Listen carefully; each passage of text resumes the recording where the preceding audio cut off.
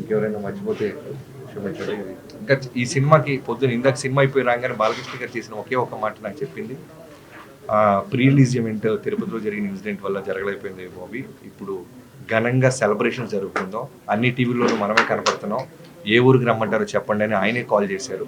So evening కూడా మీ అందరూ team అందరూ గెట్ టుగెదర్ అవుతున్నాం. చాలా హ్యాపీగా ఉన్నారు బాలయ్య బాబు గారు అయితే.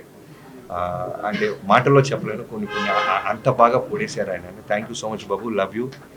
మీరు ఇచ్చిన స్పేస్, మీరు ఇచ్చిన ఫ్రీడమ్, అంటే సీనియర్ హీరోస్తో చేసినప్పుడు నిజంగానే సినిమా హిట్ కొడతాం అంటే అంత ఈజీగా, అది ఎక్కడో భయం ఉంటుంది.